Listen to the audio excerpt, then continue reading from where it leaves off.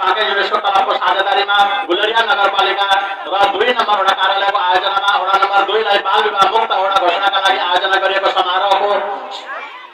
समारोहमा बाल अधिकार प्रवर्धन र बाल विवाह न्यूनीकरणलाई यहाँले पुर्याउनु भएको योगदानको उच्च मूल्याङ्कन गर्दै ससम्मान यो सम्मान पत्र प्रदान गरिएको छ। टङ्क प्रसाद अधिकारी वडा अध्यक्ष गुलरिया नगरपालिका 2 नम्बर वडा कार्यालय बर्दिया, ओमकार शाह प्रमुख प्रशासक अधिकृत गुलरिया नगरपालिका, सावित्रा गौतम संयोजक स्थानीय बाल अधिकार समिति, मुक्तिनाथ यादव नगर प्रमुख गुलरिया नगरपालिका। हाम्रो 11वटा वार्ड पहिला भइसकेको थियो, एउटा वार्ड मात्रै गुलरिया नगरपालिकामा बाल विवाह मुक्त गर्नको लागि बाँकी थियो, वार्ड नम्बर 2। त्यो पनि आज बाल विवाह मुक्त वार्ड नम्बर 2 हाम्रो घोषणा भइसकेको छ। त्यसको लागि मात्रै आज यो नसोच्नु होला कि यहाँ आएर बाल विवाह घोषणा भइसकेको छ, त्यो भएर हुँदैन। यसमा म लगायत मेरो टिम एउटा हजुरहरूसँग आग्रह गर्न चाहन्छु। यसमा हाम्रा वार्ड नम्बर 2 का आदरणीय दाजुभाइ दिदीबहिनीहरूले यसलाई यो बाल विवाह मुक्त जुन घोषणा गरेका छौँ हाम्रो नगरपालिकाको हाम्रो वार्डको टिमले, यसलाई सफल बनाउनको लागि हजुरहरूको साथ र सहयोगको अपेक्षा गर्दछु। किनकि हजुरहरूको साथ र सहयोग नभएको खण्डमा यो बाल विवाह जुन हामीहरूले घोषणा गरेका छौँ त्यो अधुरो नै रहन्छ। त्यसको लागि यसमा हाम्रा टोलका अगुवा, हाम्रा आदरणीय धर्म गुरु, हाम्रा यहाँका शिक्षक र शिक्षिकाजीहरू सम्पूर्णजनालाई यसको लागि पहल गरिदिनको लागि म हार्दिक अनुरोध गर्न चाहन्छु।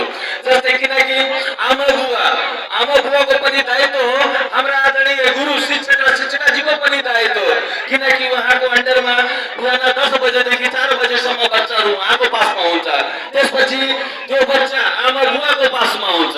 त्यसै कारण शिक्षक र शिक्षिकाजीले पनि भाइ बहिनीहरूले पनि पढाइका साथसाथ हरेक विषयमा हरेक टिचरले मात्रै 10 सेकेन्ड बच्चाले यो भनिदिनुपर्छ कि बच्चा यो नानी बाबु यो बाल विवाह गर्न गलत हो। यसले गर्दाखेरि अहिले हाम्रा नानी बाबुहरूले जुन किसिमले नाटक देखाउनु भएकै थियो त्यो एकदमै वास्तविक नाटक हो। त्यसले मनन गर्नुपर्छ। यस्तै हुन्छ हामीहरूको आउने दिनमा। यसलाई हामीहरूले रोक्नुपर्छ। नरोकेर समस्याको समाधान हुँदैन। किनकि धेरै वडाहरूमा पहिलादेखि धेरै कम भइसकेको अवस्था छ, पहिला जस्तो छैन। किनकि एकदमै हाम्रो वार्ड नम्बर 2 यस्तो वार्ड हो, यसमा त मलाई गर्व लाग्छ कि हाम्रा 77 जिल्लाका यहाँ हाम्रा आदरणीय दाजुभाइ दिदीबहिनीहरू हुनुहुन्छ। हरेक ठाउँका कल्चरहरू यहाँ समेटिएको हाम्रो वार्ड नम्बर 2 हो।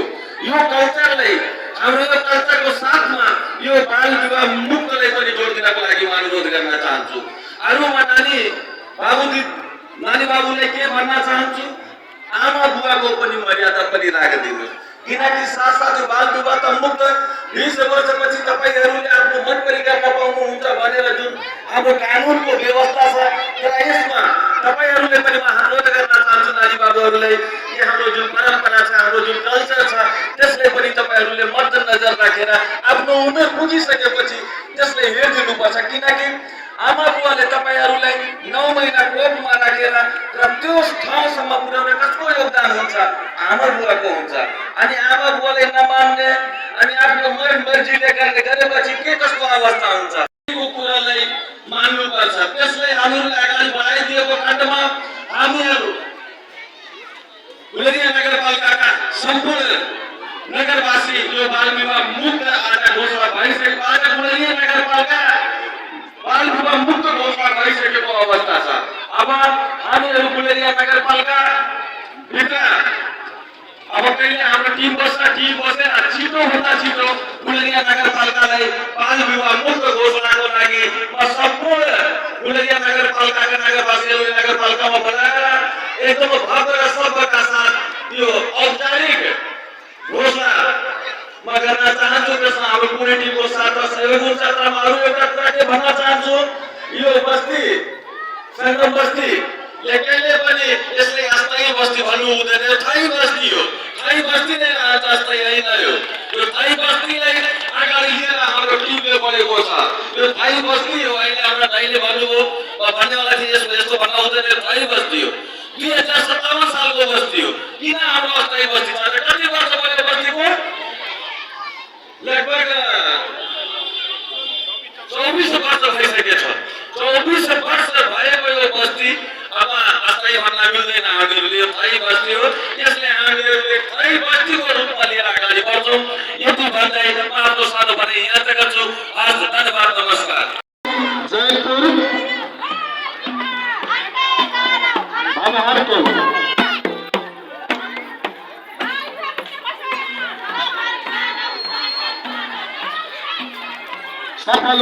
सफल पारौँ।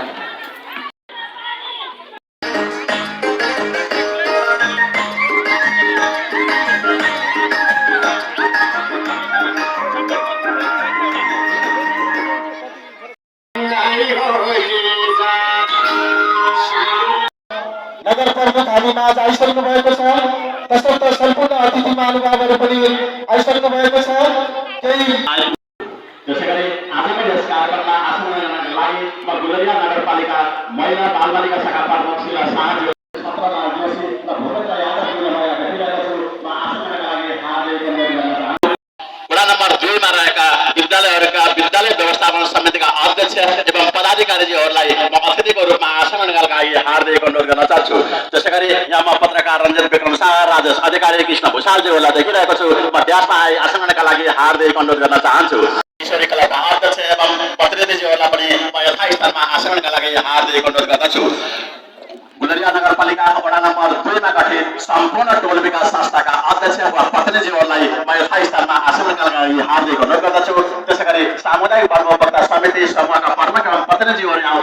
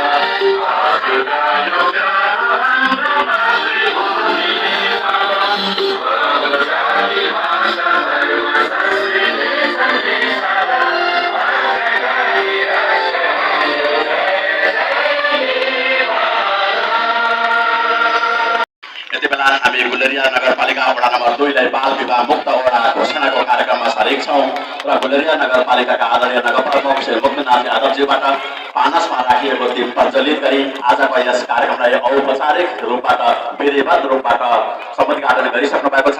म उपस्थित सम्पूर्ण महानुभावहरूलाई जोरदार ताली साथ यस कार्यक्रमको औपचारिक उद्घाटन भएको राष्ट्रिय नागरिकका साथ 115 महिला दिवसको सन्दर्भमा बाल विवाह मुक्त वडा घोषणा समारोहको महासभा अध्यक्षको आसन ग्रहण गर्नुभएका वडा नम्बर 2 का वडा अध्यक्षज्यू, त्यस्तै गरेर प्रमुख अतिथिको आसन ग्रहण गर्नुभएका गुलरिया नगरपालिकाका नगर प्रमुख आदरणीय मुक्तिनाथ यादवज्यू, त्यस्तै गरेर विशिष्ट अतिथिको आसन ग्रहण गर्नुभएका नगर उपप्रमुख आदरणीय सावित्रा गौतमज्यू, त्यस्तै गरेर विशिष्ट अतिथिको आसन ग्रहण गर्नुभएका गुलरिया नगरपालिकाका प्रमुख प्रशासकीय अधिकृतज्यू, त्यस्तै गरेर अतिथिको आसन ग्रहण गर्नु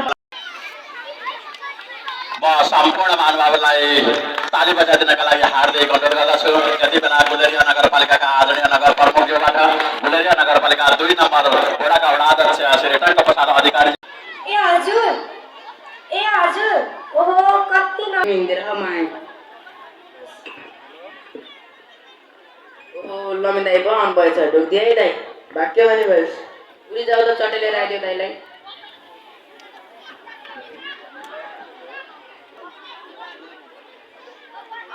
यता आउनुहोस् दाइ बस्नुहोस्।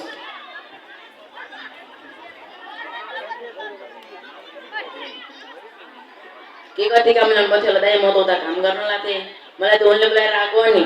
काम त कामै थियो, तेरो छोरी कहाँ थिइन् त? आज त मैले देख्दिनँ त। कहाँ हो नि सर दाइ छोरी छोरीलाई स्कुलमा पढाउन हालेको छु, पढ्न गएको छु।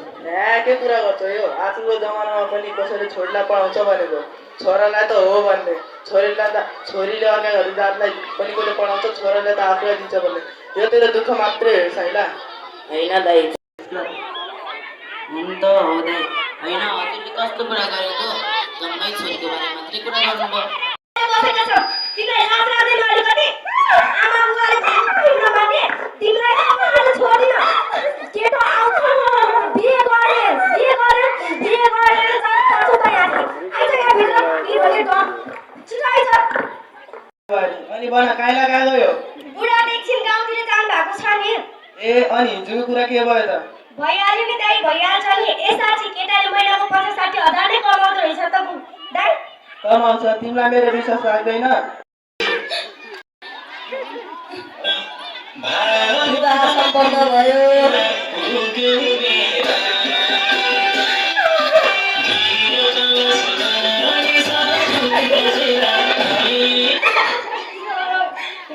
सबैको भाग्यमा यस्तै हुन्छ एक दिन जानै पर्यो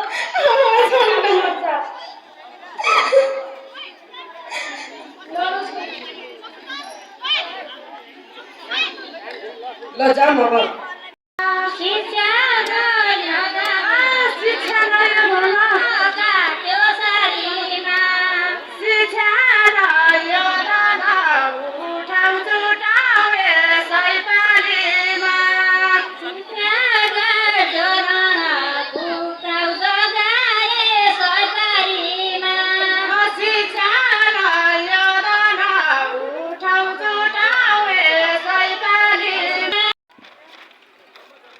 ल दुईजना उभिन्छ त्यहाँ म एउटा फोटो खिच्छु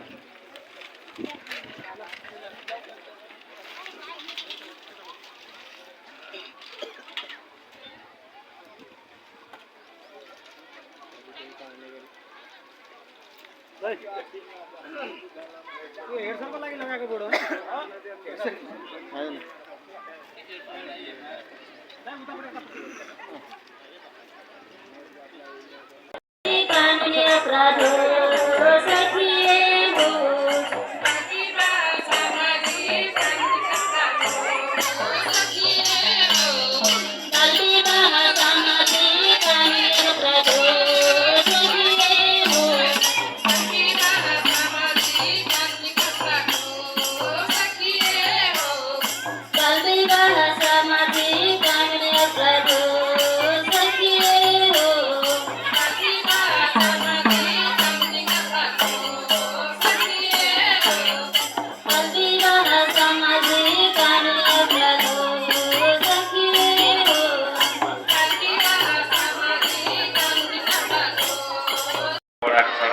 सफल भएका छौँ त्यसको लागि यस वडाका वडा अध्यक्षज्यू जनप्रतिनिधिज्यू यस कार्यमा सम्बन्ध हाम्रा चाहिँ सहयोगी हातहरू सरकार पक्ष लगायत यस वडाका शिक्षक शिक्षिका विद्यार्थी भाइ बहिनी सम्पूर्ण वडावासीहरूलाई म हार्दिक धन्यवाद दिन चाहन्छु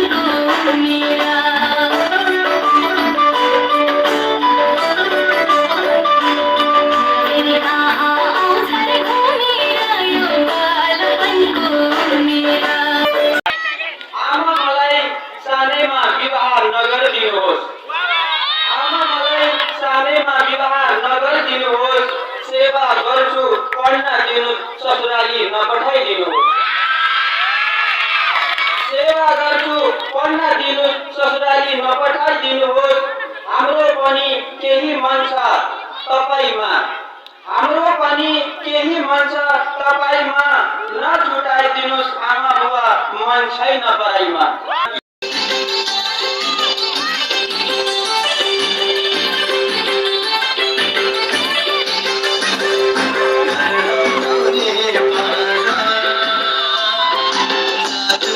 Thank you.